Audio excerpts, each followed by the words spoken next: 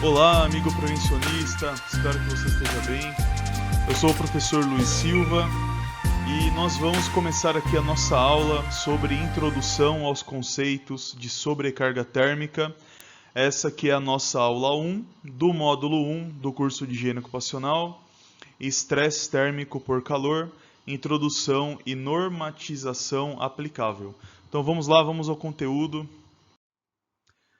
Vamos começar com os objetivos da aula. Então, essa aula tem como objetivo definir os conceitos básicos de sobrecarga térmica e analisar os mecanismos de trocas térmicas. Eu já apresento aqui a vocês todas as referências bibliográficas que foram utilizadas para a elaboração desse conteúdo. Conceitos básicos. Então, o calor ele é um agente de risco ambiental presente em diversos ambientes de trabalho, tais como siderúrgicas, indústrias de vidro, fundições, padarias, ao ar livre, entre outras. O calor ele é um risco democrático, Ele é um risco que está presente dentro da instalação da empresa, bem como do lado de fora.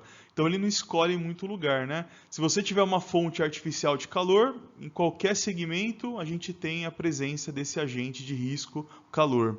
Se é um trabalho executado ao ar livre, nós temos também esse risco calor. É claro que a forma de avaliação pode mudar, os limites de tolerância, e as consequências dessa exposição ao calor também, considerando a exposição dentro da empresa, sem fonte natural de calor, sem exposição à carga solar, ou do lado de fora. Mas tudo isso a gente vai estudar nas aulas seguintes. Então, o calor ele é energia que pode ser transmitida entre dois ou mais corpos, caso haja diferença de temperatura entre eles. Então, aí eu tenho um conceito de calor. Calor é energia e vai se transferir entre dois corpos.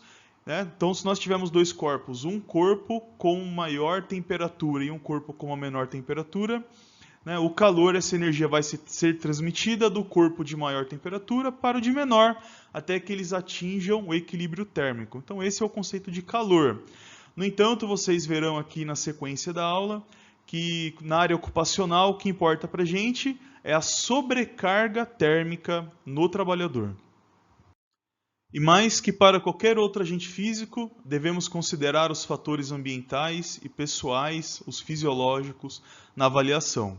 Diferente de outros agentes de risco, onde a gente faz a avaliação considerando a presença do agente no ambiente de trabalho, o calor a gente tem que levar em consideração esses fatores fisiológicos. A gente vai levar em consideração o trabalhador, a sua condição física, e o desprendimento calórico que ele está tendo durante essa atividade. A avaliação da exposição ao calor será utilizada para dimensionar o risco à saúde do trabalhador, pela produção de desconforto térmico ou sobrecarga térmica. Então é isso que a gente dimensiona no calor ocupacional, é a sobrecarga térmica. Até arrisco dizer a vocês aqui que o nome dos anexos da norma NR9, NR15, eles chamam de calor, O nome deveria ser sobrecarga térmica, porque é isso que a gente avalia, É para isso que a gente tem limite de tolerância, para sobrecarga térmica, E não para o calor, O calor é só uma parte ali da avaliação, Mas, enfim, vamos seguindo aí com o calor como título mesmo, não tem problema, E o que seria essa sobrecarga térmica? Sobrecarga térmica é a carga de calor a que o trabalhador pode estar exposto. Resulta da combinação das contribuições do calor metabólico, dos fatores ambientais e das vestimentas exigidas para o trabalho. Então, sobrecarga térmica é quando o trabalhador ele recebe uma carga de calor e ele não tem condição de manter o equilíbrio térmico. O organismo dele, o trabalhador, ficará em sobrecarga térmica. Essa sobrecarga é resultado da exposição ao calor do ambiente, das questões ambientais, mas também do calor que ele está produzindo, do calor metabólico, por conta da atividade que ele está realizando. E além disso, tem os outros fatores que podem contribuir né, para o aumento dessa sobrecarga térmica, como é a vestimenta. Né? Mas esses são assuntos onde a gente vai trabalhar melhor nas próximas aulas. Vamos entrar agora nos mecanismos de trocas térmicas para entender melhor quando o trabalhador entra em sobrecarga térmica. Né? Então nós temos aqui, pessoal, nessa imagem, uma fonte de calor e o trabalhador. Esse trabalhador está exposto, desenvolvendo ali a sua atividade, aparentemente uma atividade de fundição. Né? Então o que a gente tem aqui, pessoal, na fonte? A fonte está transferindo calor, podendo colocar esse trabalhador em sobrecarga térmica, né, através da radiação. Então a radiação vai transferir calor a esse trabalhador. A fonte também vai transferir calor ao trabalhador pela condução ou convecção. Então aqui percebam que a gente tem ganho de calor, tem um símbolo aqui de mais, né? Então o trabalhador está ganhando calor. Nós temos também, pessoal, calor sendo produzido aqui através do metabolismo. Então a gente tem um ganho também aqui, né, para o trabalhador. Então ele está desenvolvendo uma atividade e tem um aumento, né, da sua taxa metabólica e produção de calor. Né? Então o trabalhador aqui também está recebendo calor. E só percebam que ele só perde calor na evaporação. Esse é o sistema de regulação que as pessoas têm, né? Então nós, como pessoas, seres endotérmicos, a gente produz calor e a gente regula a nossa temperatura, né? Quando a gente está exposto a um calor ambiental, a gente precisa, através desse sistema de regulação, né, perder calor para que a gente possa manter a nossa temperatura interna ideal. Nesse caso aqui, o trabalhador está recebendo calor por radiação, calor por condução, convecção. Ele está tendo um ganho do calor pelo calor metabólico e ele só perde calor na evaporação. O resultado dessa equação aqui, pessoal, tem que ser zero para ter o equilíbrio. Quando ela não é zero, a gente tem o trabalhador numa situação de sobrecarga térmica. E ainda dentro dos mecanismos de trocas térmicas, vamos falar um pouquinho mais sobre cada um, né, desses fatores aqui. Primeiro nós temos a condução. Quando dois corpos em temperaturas diferentes são colocados em contato, haverá um fluxo de calor do corpo com temperatura maior para o de temperatura menor.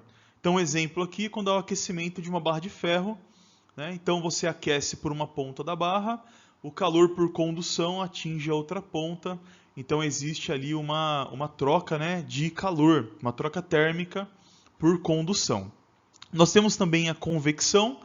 É idêntico ao anterior, porém as trocas caloríficas se realizam através de fluido em movimento. Então, quando nós temos, por exemplo, o aquecimento de um becker com água, nós aquecemos embaixo do becker, esse fluido começa a ser aquecido de baixo para cima, né? Então, através do fluido, há a convecção, há essa troca calorífica.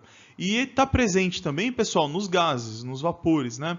Então, um gás, um vapor, por exemplo, ele também pode levar calor, né, através da convecção. Quando a gente aquece, por exemplo, um fluido qualquer, vai ter ali a geração de vapor e esse vapor vai transferir calor, né, vai fazer essa troca calorífica. Nós temos a radiação, quando dois corpos se encontram em temperaturas diferentes, há uma emissão de radiação infravermelha, que é o calor radiante, do corpo com temperatura maior para o corpo com temperatura menor, sem que haja um meio de propagação entre eles, né? O exemplo é o calor do Sol. Então, quando você tem uma chama aberta, uma fonte de calor, né, visível ali, a gente tem um calor radiante.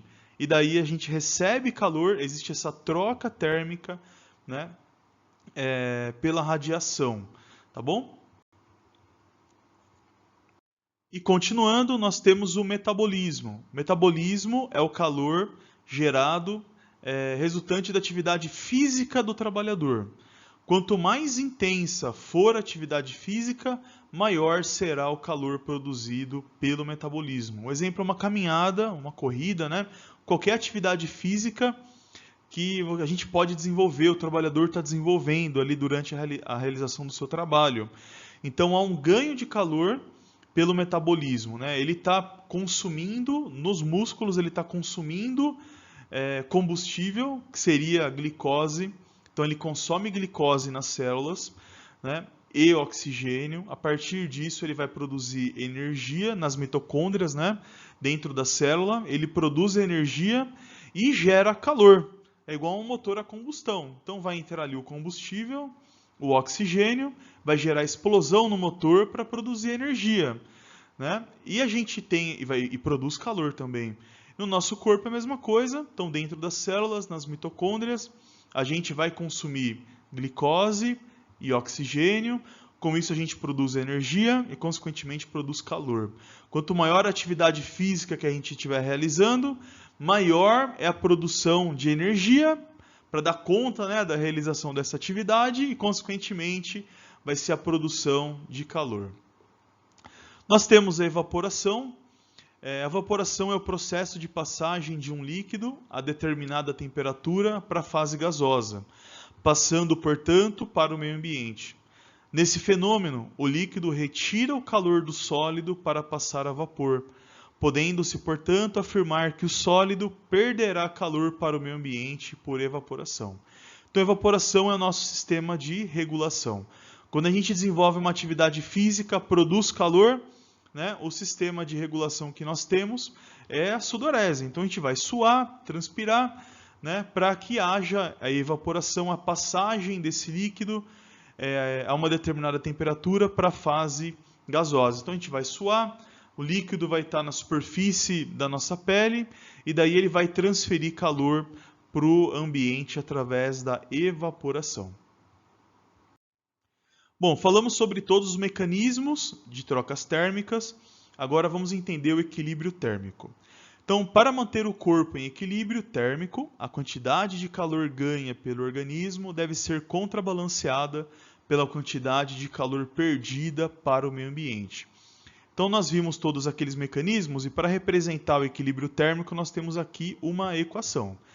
Então, nós temos o M, que representa o metabolismo, sempre positivo, né? Mesmo que a gente esteja ali em repouso, o metabolismo ele vai ser positivo. Ele vai ser menor, mas sempre positivo, né? Então M é o metabolismo, o trabalhador ele recebe, ele ganha calor, né, pela produção de calor. Nós temos o C, que seria o calor ganho ou perdido por condução ou convecção. Pode ser positivo ou negativo, ganho ou perda de calor, né? Se a gente estivesse estudando aqui o frio, o agente frio, a gente não estaria falando de sobrecarga térmica, né? Então seria a perda de calor, mas o conceito aqui ele é semelhante. O R, pessoal, seria o calor ganho ou perdido pela radiação. E nós temos o E, que é o calor perdido por evaporação. Daí nós temos só perda de calor, né? A gente vai perder calor por evaporação, né, nesse sistema de regulação para o nosso organismo chegar a atingir, né, o equilíbrio térmico. E nós temos o S, que é o calor acumulado no organismo, que é a sobrecarga térmica. Então, dentro desse sistema, quando nós temos uma alta produção de calor metabólico, quando nós estamos recebendo calor por condução, convecção, quando nós estamos recebendo calor por radiação, e o nosso sistema de regulação, que é a evaporação, através da sudorese, ele não dá conta, né, de perder calor, né, de liberar calor para o ambiente, o trabalhador entra em sobrecarga térmica, né? Então é isso que a gente mede essa sobrecarga térmica. Então o organismo se encontrará em equilíbrio térmico quando o S for igual a zero. Se o S for maior do que zero, o corpo humano estará em hipertermia, né, ou em sobrecarga térmica. Se o S for menor do que zero, em hipotermia. E quais são os fatores que influenciam nas trocas térmicas? São os fatores variáveis que influenciam nas trocas térmicas e que devem ser considerados na quantificação da sobrecarga térmica. Nós temos a temperatura do ar, a umidade relativa do ar, a velocidade do ar, calor radiante e o tipo de atividade. Então, na sobrecarga térmica, a gente não vai só considerar o calor do ambiente, por exemplo, a temperatura do ar. A gente tem que levar em consideração todos esses fatores, como a umidade do ar, que pode influenciar na evaporação, que é o nosso sistema de regulação, A velocidade do ar vai influenciar nisso também, na evaporação. O calor radiante que a gente recebe vai influenciar, e o tipo de atividade influencia no metabolismo, né? O trabalhador vai ganhar calor ali pelo metabolismo de acordo com o tipo de atividade que ele está desenvolvendo. Uma atividade mais pesada, ele ganha mais calor, ele produz mais calor, o metabolismo ele vai ser maior, né? Se é uma atividade leve, ele vai ter um metabolismo menor, consequentemente ele produz menos calor, tá bom? Então aqui são só para vocês conhecerem os fatores que influenciam nas trocas. Nós temos uma aula específica, né, sobre esses fatores. E agora é hora da revisão, né? Vamos lá resumir aqui em 1 minuto tudo o que a gente viu aqui nessa aula. Então, nessa aula nós estudamos, né, o conceito de calor. Nós vimos que o calor é uma energia que vai ser transferida de um ambiente mais quente, de um corpo mais quente para um corpo com temperatura menor, né? Esse corpo com temperatura menor, ele pode entrar em sobrecarga térmica, né?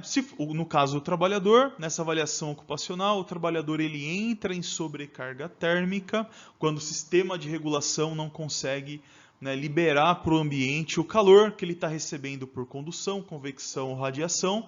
E além disso, ele produz calor através do metabolismo, né, de acordo com a atividade que ele está realizando. E nós vimos que existem vários fatores que se correlacionam com esses mecanismos de troca térmica.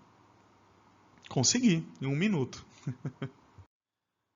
Muito bem, pessoal. Então terminamos aqui a nossa aula 1, Introdução aos conceitos de sobrecarga térmica, do módulo 1, Estresse térmico por calor, Introdução e normatização aplicável. Espero que vocês tenham gostado da aula. Caso tenha ficado com alguma dúvida, né, não esqueçam de perguntar ao professor. Um abraço, até a próxima aula.